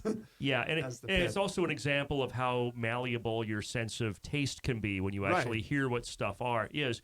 But yeah, that Mosaic has that kind of that kind of pith type flavor sometimes. And Idaho 7, I see that definitely being in that family. Okay. What else? But here's the thing: it didn't taste like an IPA when it came out. It was just like, yeah. okay, the hops fell flat. Well, they blended with the fruit too well. True. Yeah. Well, They didn't stand out like, hey, it's an IPA. it didn't. Yeah. It was too good of a blend with the grapefruit. You I did think. too good, Brian. You did too good of a job. I pitched it with the WLP 90, the San Diego Super Yeast, Okay. and the White Labs Pure Pitch with no starter, but in a 3-gallon batch. I figured it'd be fine. Yeah. Pitched it in the middle of the night after brewing, probably after having a few too many beers, but and I had no activity by the next evening. And I swirled the keg. And Well, you're married. I It still had happens. very little activity. So I the next day I pitched a pack of the BRY 97 American West Coast yeast. The Bry 97? And finally, Bry. Brian. Fermentation kicked off about 24 hours later. I think I brewed on a Sunday evening. It kicked off by Tuesday evening. I'm like, didn't have high hopes for this beer. I tasted on, about a month after I brewed it, and had transferred it, and it was just not hoppy at all. It was just like Weird. it was just odd, weird. I thought I got a little phenolic in it. What did you do? I mean, do you really Like- think it's just the fruit sort of Like- overpowered it? So- There's no fruit yet. I'm tasting it as an IPA. I'm like, what am I Oh, going to you do haven't with put this? any grapefruit Oh. in yet. Okay. What am I going to do with Okay. this beer? And And what do you think happened? it just, I don't know. The hops just Okay. didn't come through the way Okay. I wanted them to. Okay. It can happen. So you think it's a recipe issue, not that you Yeah, forgot I a probably thing should or have just something? dry hopped it more, or Yeah. Okay. Um, Sorry. Go ahead. anyway. Or dry hopped it at all. I think I just, Right. I just did Whirlpool. Yeah, my notes just say Whirlpool hops, and that's all I did. Okay. Sometimes I'm a very lazy brewer. Yeah, man. Me And too, in man. spite of all these great lengths we tell people to go to make the best beer, do a triple decoction on that thing to get it right. And then, you should just make a big yeast starter and, decant it and cool it and do all these things. Yeah, no. And yet, what happened So when I- you didn't make a yeast starter, Brian? I was, we were preparing for beer camp, which we call NCHF, the Northern California Homebrewers Festival. I wanted another beer to bring. It didn't actually end up being served there, which is kind of nice because I still have it, and it's pretty enjoyable the way it is now. And I'm looking at around. I'm like, what am I going to do with this? It's not hoppy enough. It's not an IPA. It's got a little bit of an odd flavor to it to me. And we had been to HomebrewCon, and my buddy Jeff and I had been running around and gathering samples of things in the little area where they have all the vendors. What is it called? But That's so unusual for you to grab like little samples of everything to put together in a I think there was thing for later some on. like a hard cider or something, or a hard seltzer they had, and we went around the corner was the Amaretti booth. Okay. Yeah. And we spiked the seltzers with all these different flavors. I'm like, these flavors are pretty good. And they were giving away tons of. Everybody got a sample of the grapefruit, and then in the end they had a bunch of that left over. These little craft puree grapefruit extract Amaretti, and it smells good. And when we tested it, it mixed well with seltzers, and Nice. if you put it in any beers, but. Yeah, just the size of the bottle was geared for about 2.5 gallons of beer. I had a 3-gallon batch. I'm like, hey, that's perfect. So I just, winging a prayer, dumped it in and tasted. I was like, hey, it's big grapefruit flavor, but it tastes, it doesn't scream artificial grapefruit to me. I mean, I can tell that it's got a little kind of candy-like quality to it myself. For me, the flavor that I get is like the Flintstones vitamin flavor. So it's a little chalky, a little like artificially sweet like that. I don't know if they put any sweetener in or not, but I think there is some sugar in there. But yeah, talk about a little bit of a cheat, but it's just like I made a beer that kind of was falling flat into something that's drinkable and fun. Yeah. And it came across really natural and fresh fruit to me, which is really fascinating. They do a pretty good job, those guys. Yeah, I would use those extracts again. It's. I wonder if it's too much. Like it does have good grapefruit flavor and that like classic grapefruit thing, but Yeah. I think everything else in that extract, I think it might be just a little too much, Yeah, and so you get some of that vitamin chalky If thing. I had to do it again, I would definitely back off on the grapefruit a bit. Yeah. Can you pour me a little bit of that? I've Yeah, also a little enjoyed grapefruit back off would be probably a good idea. when Yeah, I think so too. when I'm able to. I'm like, what would this taste like as an IPA? So I mixed it with some Altamont Maui Wowie from my kegerator, Mm-hmm. and it was good. It's good. Okay. Because I'm going to mix it with some of this Danville Brewing Nelson IPL, and we're Yeah. going to see what happens here. Yeah, because I think you can get those grapefruity hops, and you can use this for like an accentuation of that. You know. So now it tastes like a grapefruit IPA, even though it's an IPL. I mixed with it. It's a Right. little less. That's a daring choice on the It's air still live. plenty Brian. fruity, That's, but- I just want to point out that I'm an amazing. I'm amazing. I can't write it down, but man, I have the great ideas. Thank you. I welcome. give Brian extra marks for his performance review right now. That's right. But it's a good blending beer. But yeah, I would definitely back off on the grapefruit extract. I would probably use that much in a 5-gallon batch and start there, and maybe go up from Yes. there. For sure, because you can always kind of add that Because when you stuff. taste the ones that are more balanced, they've got a lot less grapefruit in them. When it's an IPA balanced with the grapefruit, because otherwise you just can't taste the hops. Right. At this point, the hops weren't there. I just blended it to make something drinkable, and I'm like, well, I'll call it a blonde because the hops weren't there to start with. And granted, it's probably 6.5%. It was like a 1060 starting gravity, which is a little high for a blonde ale, but not too noticeable under all that fruit. So Yeah. fun beer. I'm leaning toward you retaining your admitting privileges for admitting homebrews to the hospital here, Brian. Okay, Well, where are we going next? We got one beer left, though, so hold on to that. Yeah, hold hold on on to here. that assessment, Brian. The leaning toward, yes. So if you haven't heard me talk enough, let me talk some more about Brian's American Strong, Category 22B. This was an interesting beer. Aroma, low hop aroma overall, kind of low aroma in general. It got a piney character. I'm going to guess Chinook, and I'll be curious later to hear about your recipe. For a strong ale, I was surprised not to get any alcohol in the nose. I did get like a low pumpkin squash kind of acetaldehyde from this. So I gave this 7 for aroma. Appearance, 3 out of 3, dark copper in color. There's a slight haze, which is okay for this style. It was not enough of a haze to make me knock this down a point. Head is large, tan, and persistent. Flavor is initially kind of a muddled malt character. It's a little pumpkin / acetaldehyde. Piney hop flavor comes up mid palate. Alcohol, which wasn't really noticeable in the aroma, is definitely present in the finish at a low medium level. Finish is long. It's bitter and kind of balanced with the malt, but it's maybe balanced a little toward bitterness. Surprisingly, the flavor overall I thought was kind of low.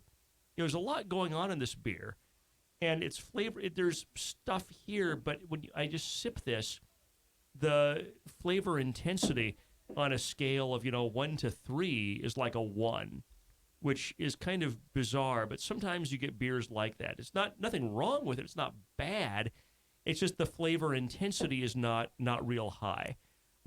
It's well attenuated, which is good for a strong beer. That can be a difficult challenge. I gave this 11 out of 20 for flavor. Mouthfeel, there's definitely low warming at first. As I continued drinking the sample, the warming went up to medium. Body's medium. It's really more creamy than perky or astringent.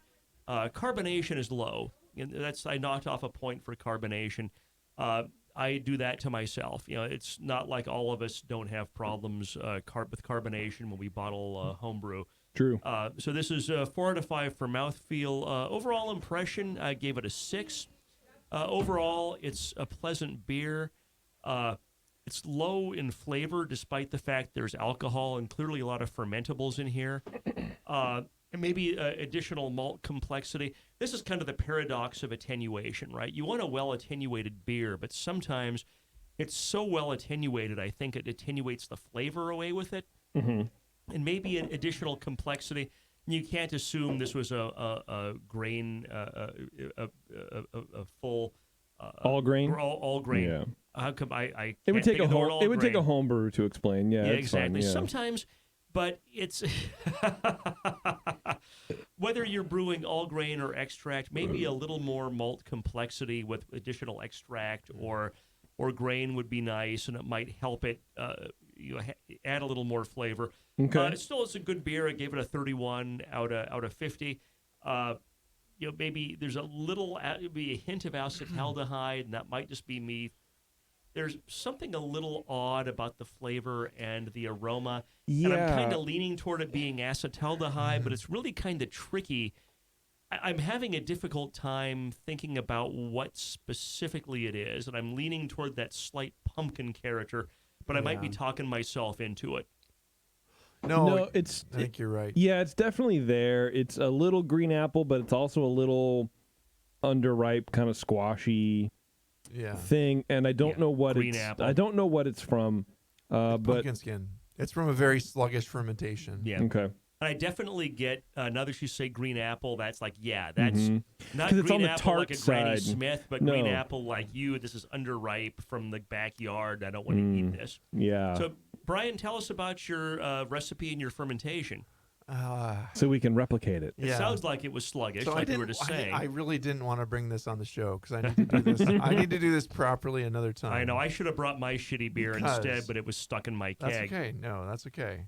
So this was my first attempt, and I did a few things wrong. I think in that I ordered some pico packs of my own beer, the Kick Your Own Ass Ale, and I did.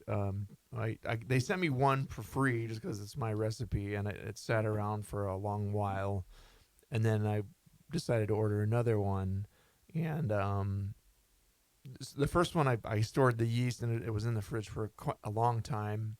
On the second one, I was lazy and I left it in the box until I got around to brewing it. And I'm like, oh, I never put that yeast in the fridge or the hops in the freezer because the first one I separated all that stuff out meticulously and did that. But it's definitely got some acetaldehyde. So I just pitched in the yeast, one of them that had been in the fridge for a long time and one that had been sitting at room temperature for God knows how long. Mm-hmm. And neither one of them, I did two, 1.5 gallon batches side by side because I wanted to get at least a half a keg out of this thing. So that's why I bought the second one. But, it's so, just buying the Pico pack and doing, the Pico Z makes good wort. Yeah. But if you don't take care of that wort, it's not going to give you good beer. Right. Certainly It's like true. anything else. And that's all on me. That is all on me. And this is my own recipe we're talking about. So I'm slightly embarrassed even just talking about it. Well, you should be, to be I completely was honest. guessing this might be Kick Your Own Ass Yeah. Ale that went wrong. So it is Chinook hops. And Ooh, I got the Chinook hops right. yeah. It did smell and taste piney. So this is supposed to be a bold, arrogant brew with rich malt notes, grapefruit and pine aroma, and a dry finish with firm alcohol throughout. American bastard. Strong Ale, target specs are ABV at 7.9. It has 2-row crystal malt and flaked oats, and only Chinook hops in it. SRM around 14, IBUs around 86. Actually, so the beer did not ferment well, and I have hopes of rescuing it. I have hopes of doing like a croisening, even though it's carbonated now. I want to pull the carbonation out and Actually, I just want to start over and do it again sometime. So We'll do this it. was a failed experiment, and I'm sorry. Go home right now. You have our permission to leave the show early. Subtract 5 points from the score, and please just love it. But the odd thing to me is I agree with the tasting notes that it does taste dry, and it has that odd pumpkin skin thing to it. Yeah. But the actual finishing gravity on this was at 1020. It finished at Really? 1020. Wow. So it only That's got to much higher and that's than I why would have expected. it's not as much alcohol as you would get. Otherwise, it's like barely 7, where it should be around 8. But it's it's just Still get some it's not warming quite, from this. Quite there where it is. There Yeah. there is some warming. I would feel like wow, it should be much sweeter than it is. But there's something. I think that and I brewed it with distilled water as they recommend for those, and the mineraliness that they use in there to, give that dry mouthfeel is working overtime maybe to double up and make it something that tastes dry even though it actually isn't. So like because I taste the same thing you do. If I put this in a hydrometer, I'm sure it would still say because I mixed the 2 batches, maybe it adjusted a little bit and dried out a little more. I'm not sure, but it's been chilled most of the time, so I don't think it's dried out anymore or had more Yeah, time to probably ferment. not. No. I left it Bless out you. to try to clean out some of that green apple and but so I have plans for doing this again, and I'll bring a true test. This is not the true test, so please don't advertise this as kick your own ass ale. I'm gonna lose my good reputation and lose my credentials as a doctor of homebrew with this. All right, Brian, That's right. as long as you can guarantee me some good tea times for the next calendar year, Yeah. I'm inclined to recommend that you retain your homebrew admitting privileges at the hospital here. I'll bring the grapefruit ale, buddy. All right, sounds good.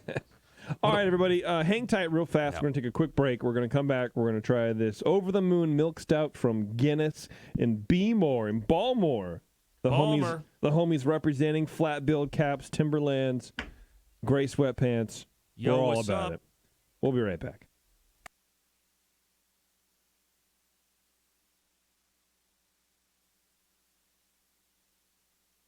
Are you a member of the White Labs Customer Club? If not, you should be.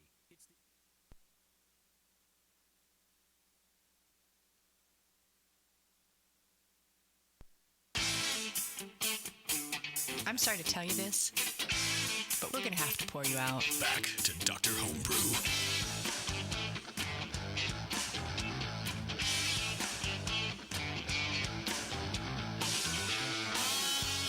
All right, everybody, thanks for sticking around. I'm about to tear into this pack. I feel like it's Christmas because it's a brand It new is Christmas. beer from Guinness that I am excited to drink. It's a brand new beer. How many times do you get like one of your favorite beers to release a brand new beer, especially? Does that have a I love Guinness, canned man. on date? Well, so here's the date code, man. And I was trying to look it up. I don't understand it. It's 754-862-1129-3482, and then the second line is L9241T20021017. 0017. That's the star date, and the second one is the globular cluster where that was brewed, so that's just from the future. That's okay. Okay. I got a globule cluster. Hmm. I have to get it removed. You know, while you're opening that up, I want to talk briefly, talking about beers from larger breweries that you like. Sierra Nevada Narwhal. I have a 6-pack in my fridge I got the other day. The first one, Imperial Stout from them. Oh, my God, that is so amazing and so well attenuated and just so tasty. It's nice. It's a seasonal release. They don't make a lot of it. It's always nice when it comes out. Here. Jason is smelling the milk stout from the Smell can. the can. So there is a date on the bottom. Brewed in Baltimore. Yeah, now I want to find out why you guys talk about it. L924, dude. L7. 1T2002. Let's go, boys. Okay. I don't know. It smells good, right? What do you think? It does Aroma's smell kind good. of low overall, but it smells good. I like it. Canned 9/29/19. So it's pretty fresh for something like this, man. Yeah, just 2 months old for making it all the way across the country. And I think for a milk stout, that's fine, right? Yeah, oh yeah. This is not like a hop. It's the hop forward styles that really don't travel that well, and especially the hazies. Yeah. Darker beers that aren't so hop forward can last for a while, especially if they're cared for in transit.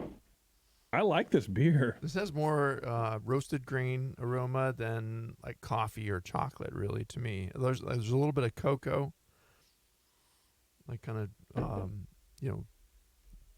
bitter cocoa and roast in the nose.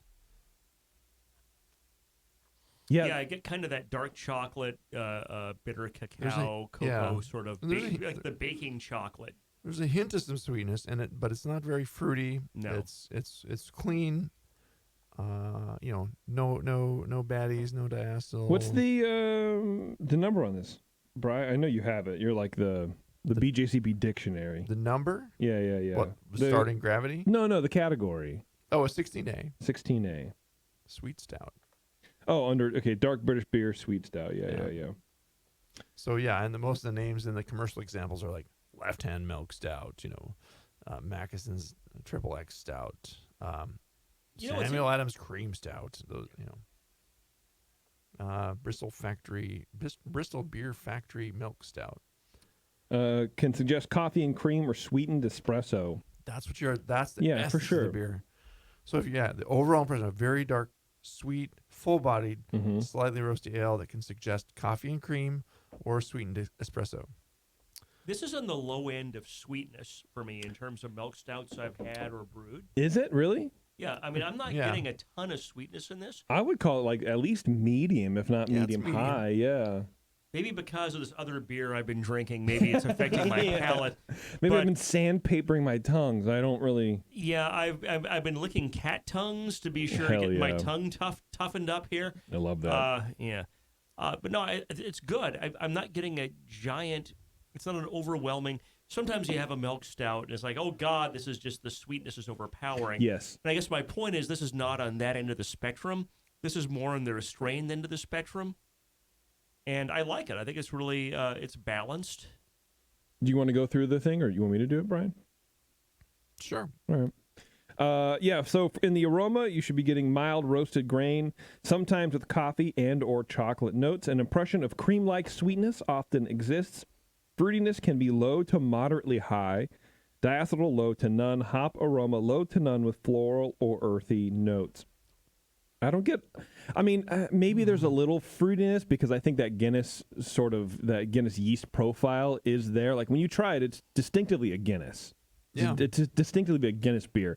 And so I think it does have some of those maybe red apple fruitiness things to it. They make really dry, stouts. So, definitely cream-like sweetness. If you're talking fruitiness, like maybe like a red apple, then yeah, for sure. Diacetyl low to none, absolutely. Hop aroma low to none. I don't get any hops in this aroma at all. Well, I'm getting a little earthiness in it. Yeah, that's what I was going to say. It's got like maybe some fuggles or something that's giving it that like it's not a hoppy beer by any stretch, but no. There's Floral or earthy notes. Earthy balance to it. Yeah. And absolutely. Yeah, it does have that. It doesn't smell like standard Guinness draft, but there is that hint of when you kind of really think about it, it's a flavor that's in that family. Mm-hmm. Right? And that's like you were saying, it's probably the yeast. I would think so. Or it might be some similarity in malt profile. But what's also interesting to me is this is a beer that's definitely lighter in color. It's more because Guinness is Guinness is black. This is not black. This is a dark Reddish, brown. It's dark not even brown. the darkest brown you could have. And there's definitely the ability to see through it and not just like at the edges like a Guinness might have. This is more of even more of a medium dark brown than a dark brown. You know what I mean? It's very clear too. It just has those. It is very clear. Kind of mahogany highlights and.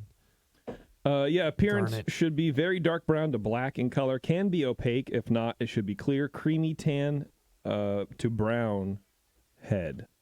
Which I think it's a lighter tan, lighter to medium tan on the head for sure. But it's a creamy looking head. Yeah. I get more sweetness in the flavor as I drink more of this and kind of go away from the one I've been drinking. So that was, sorry Guinness, my palate was kind of blown out by the my show beer here. Arthur Guinness is rolling in his Guinness tomb. is slapping. Boy, mate, I'm not even going to try to be Irish. Sorry, all of our Irish and UK listeners. I apologize for that sound I just made. They let this be brewed in Baltimore? No. What? That's a bigger offense. No, that's what he would say. Flavor should be dark roasted grain malt impression with coffee and or chocolate flavors dominating the palate.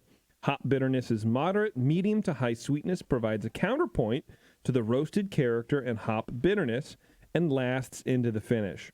Low to moderate fruity esters, diacetyl low to none. The balance between dark grains, malts, and sweetness can vary from quite sweet to moderately dry and somewhat roasty. There's kind of a lot to unpack in the flavor category It's a on this good thing. range, yeah. Yeah. There really is. And I think, to me, that's a long-winded way of saying it can be pretty much any stout but American. American's Right. like really, really hoppy and bitter. Yeah. As long as you throw some lactose in there. Like any British stout style or Mhm. range, toss some lactose in that, then you got a sweet stout. Yeah. So again, you go back to the nose. It's like mild roasted grain aroma, and it does have that. And the flavor is also, it's not a sharp roast. It's Mhm. a really mild roasted grain Yes. flavor. And to me, I want to say something about this beer, and it might sound weird, but to me, it tastes like Baltic Porter light. You know, like those like Polish Ooh. Baltic porters that have that hint of sweetness, and then it Yeah. has that really mild Yeah. dark malt character alongside some sweetness and not super fruity character, because some Yeah. can be lagered, but it's like a Baltic porter almost. This one, That's a really good point.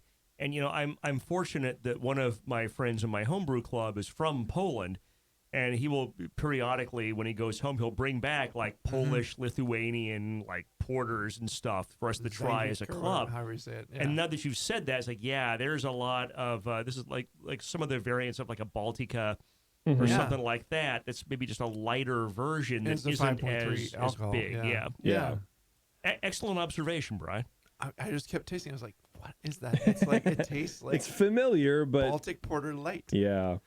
Mouthfeel, medium full to full bodied and creamy. Yeah, I mean, it has that, that's for sure. A low to moderate carbonation. Yeah. High residual sweetness from unfermented sugars enhances the full tasting mouthfeel. Can you have a full tasting mouthfeel? Does the mouthfeel have a taste? I would argue with that. It's a feel. The feel's in the name. It's not mouth taste. full. And again, this is one of those things. The BJCP is like, flavor, and you go take the exam. The flavor and the mouthfeel are different.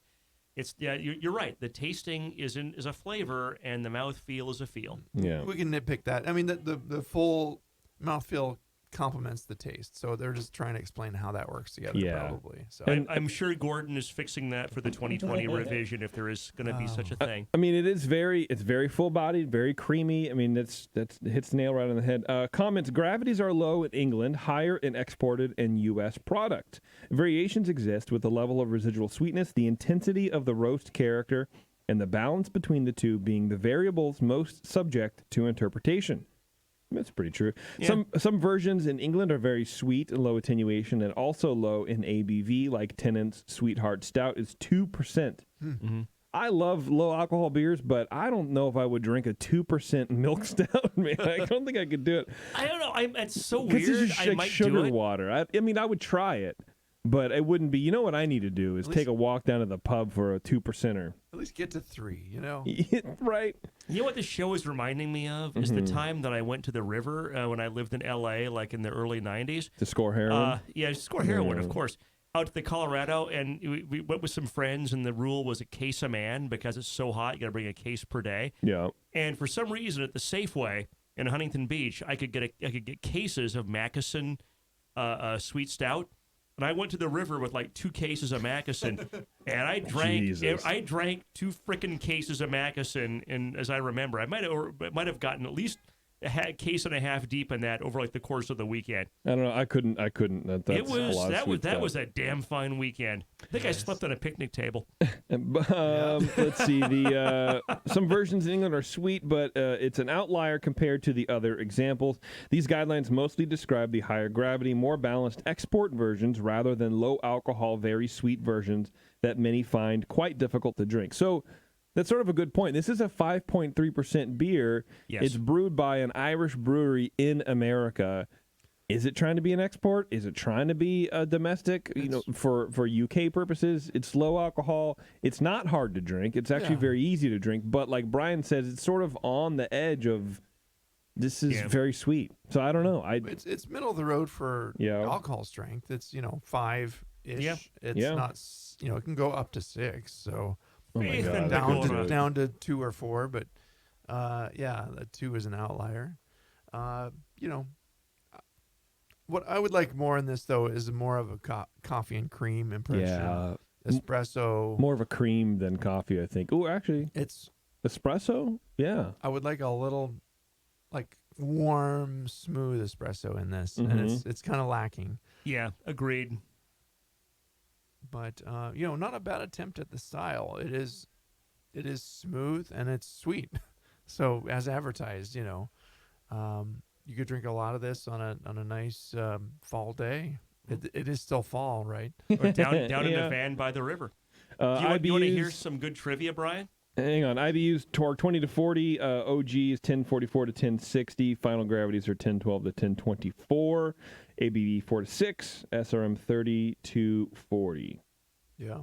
But yeah, boy, for such a low starting gravity beer, like 1012 to 1024, that's Yeah. it can get pretty sweet. And I would guess this one's on the lower end for final gravity. too. Yeah, because there's a dryness to Kind it, of but medium sweet with yeah. some dryness underneath, and it can lean that direction. I like it. I think it's good. Fun. It is. I like it good. too. Yeah. I'm not sure that I would go buy a 6-pack of it, but I like what I'm drinking. I'm enjoying it. yeah, I I'd might give drink a this 6-pack of this. Mid Yeah. to upper 30s score wise. Yeah, I agree. This is like a 30. clean. I'd give us a 35. Yeah, 36, Yeah, 37. yeah, I would do It's clean. 37 because it is pretty standard as far as, I mean, the descriptions, it's sort of right down the middle. It's definitely not a 40. No. I'll tell you that. That's true. That's it's a true. beer that is also not gonna. You want to drink it now. If you find Yeah. it, drink it fresh and don't let it sit and age forever. 'cause Yes, it's might be only a gonna go 37. downhill. Well, so here's a question: what would you do to bump the score? What would you suggest if this was a homebrew and someone sent this in? How would we say? Here's how you can make it a 45 because you're not going to make it a 50. I would like a little more. So it's got a little bit of the cream, but I would add more lactose and I would add more roasts just to get that coffee and cream, like it's the double-edged sword. Boom! Like this is a little coffee and a little Yeah. cream and a little sweetness, and it's kind of it's Yeah. okay. You would do more little lactose. little more roast, little more lactose. I would definitely have more lactose. I would have. I would up the roast. I think you guys. I agree with you guys because That's the first thing. Yeah. and maybe even like pale chocolate. Not even like some of the Right. funkier. I would Yeah. go maybe No, some totally pale chocolate in agree. there. or even just regular chocolate. Yeah, Yeah. chocolate is a good call. Yeah, and then leave the lactose because for me Yeah. it's on that. For me it's on the edge of this is almost too sweet. Like you said, I don't know if I would Yeah. rush out and buy another 6-pack of this, but I'll drink this over the course of like an hour. No, like a week maybe. You know. Well, the added chocolate Yeah. or roast will stand up to like maybe 25% more lactose. I don't mean like double the lactose. No, yeah. I mean for like sure bump not. it up like a quarter. Mm-hmm. That's not a lot. Maybe eighth or even an eighth. And I think that the balance then is more like having a creamy espresso. 'Cause I can kind of tell when you taste a beer that has that residual milk sugar in it that does not ferment out, you really taste it, and it's. Yeah. I mean, to me, it's hitting that edge, and it might be sweet from the other dextrins and stuff that are left in it, but it's not that lactose sweetness that you get that cream-like impression. Yeah. Milk stout. Mm-hmm. I don't know. It's a good beer. I think they did a great job with it. But Oh yeah. I've had other ones that I like the balance a little bit better on. So there's always room for improvement. But That's true. it's a very drinkable beer. You could sip a lot of this. Well, if you find it out in the wild, grab some. Yeah. It's very good. recommend it. And you know what? Drinking an Irish beer, Brian, our name, Brian, is Irish. Okay. It's of Irish descent. There you go. All right, everybody. Thanks a lot for tuning in to Dr. Homebrew. This is the last episode of 2019. What? The next time you'll hear our voices, provided you don't go back in time, is in the brand new year, the brand new decade, 2020. If I'm allowed to keep my credentials here. No, You we'll- are going to we'll be find allowed, out. my friend. And For the remainder here's of to the coming year. at you in the Yeah. 20s. That's right. Thank you very much. While we have a brief second here before the song pushes me out. Are the flappers going to come back? Will we have? Yes, That's yes, right. they will. Thank you very much, everybody, Beverly? for listening to the show. You guys supporting the show, sending beers in to Brian at thebrewingnetwork.com, I think is it. Anyway, you guys keep the show afloat. We really appreciate it very much. Without you, there would be no show. So thank you first and foremost to everybody who listens. Please let's not have appreciate it. ever another show where my beer is the only homebrews on it. I'm going to fix my keg. Do that. All right, everybody. Thanks a lot, and we'll see you next year.